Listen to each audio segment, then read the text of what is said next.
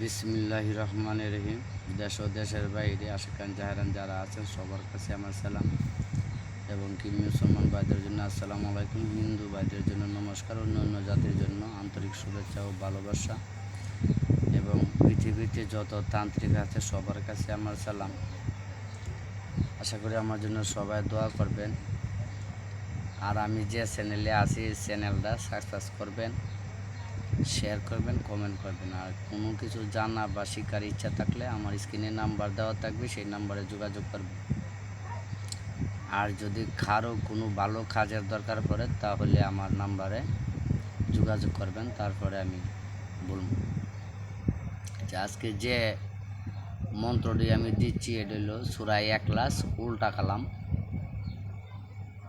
এটার কিছু বিবরণ আছে, বিবরণটা বলবো, আগে মন্ত্রটা শুনেন, তারপরে নিয়ম কারণ আমি বলে দেব। মন্ত্র হলো দহা আনা আও হুকু হুল্লাকু আই মলা আও দলা উই মলা আও দলি আই মলা দামাসা সহুল্লা লড়াই হুল্লা আ হুলকু।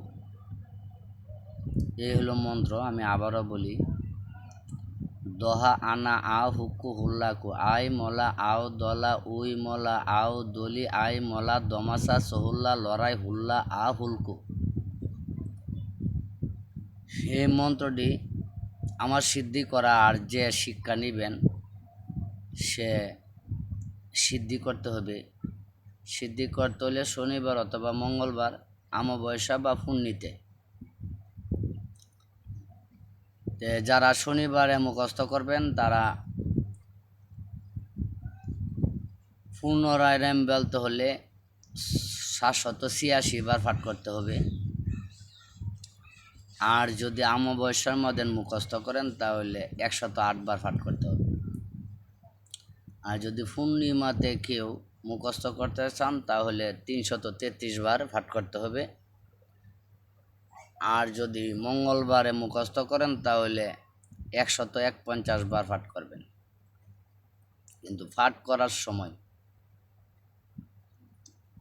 শুক্রবার দিন তো রাত্রে, শনিবার পরে 12টার পরে আরম্ভ করবেন, যতক্ষণ লাগে ততক্ষণ মুখস্থ করবেন। মুখস্থ করার সময় মাছ মাংস খাওয়া যাবে না, নিরামিষ খাইতে হবে, আমিষ খাইতে হবে। আমিষ খাওয়া যাবে না, নিরামিষ খাইতে হবে। এবং সামনে কিছু ধূপ আগরবাতি অথবা লুবান বা ঘি, এর ভিতরে যে কোনো 2-1টা আইটেম সামনে রাখতে হবে। সাদা বস্ত্র পরিধান করে এই মন্ত্র শিক্ষা এবং মুখস্থ করতে হবে। আর মুখস্থ করার পরে কাজ করার সময় 7 বার পাঠ করতে হবে। 7 বার পাঠ করবেন। গ্লাসের মধ্যে গ্লাস সামনে রেখে পানি রাখবেন, এই পানির মধ্যে 7 বার পাঠ করবেন। করার পরে এই পানিটা কোনো রুগীকে খাওয়াইলে আশা করি কিছুক্ষণের ভিতরেই আল্লাহ মাফ করতে পারে। এবং যদি কোনো বশীকরণ কাজের লাগে আরেন, তখন পিতলের গ্লাস লাগবো বা পিতলের বডি লাগবো, এটার মধ্যেই পানিটা রেখে এই পানি 7 বার পাঠ করে 7টি ফু দিতে হবে। তারপরে রুগীকে খাওয়াইতে হবে, জিনের দ্বারা বা যে কোনো ব্যথা বা যে কোনো গ্রস্ত রুগী হোক। আর বশীকরণের লাগে যদি কাজ করেন, কোনো স্বামী স্ত্রী চলে গেছে বা স্ত্রী তো স্বামী চলে গেছে, তখন 21 বার পাঠ করতে হবে। 21 বার পাঠ করবেন। এই মেয়ের ছবি বা এই ছেলের ছবি, যারে আনবেন তার ছবি,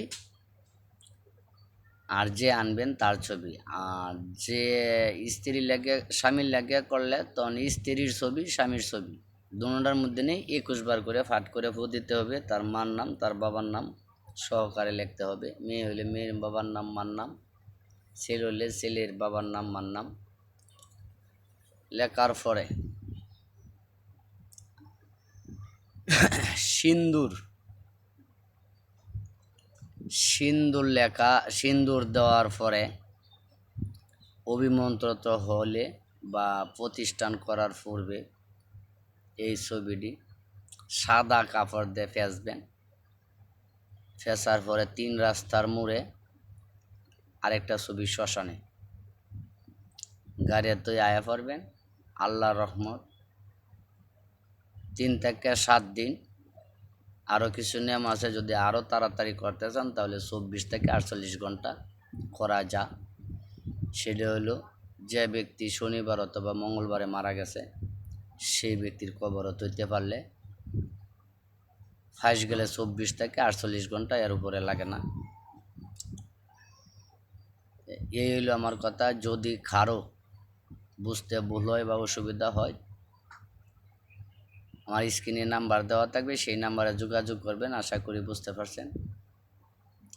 আর যদি কারো শিক্ষার দরকার লাগে তাহলে আসবেন, দেখবেন, বুঝবেন, তারপরে আমার কাছ থেকে শিক্ষা নেবেন। আশা করি আমার কথাগুলো বুঝতে পারছেন। এই বলে শেষ করলাম। আসসালামু আলাইকুম ওয়া রাহমাতুল্লাহি ওয়া বারাকাতুহু।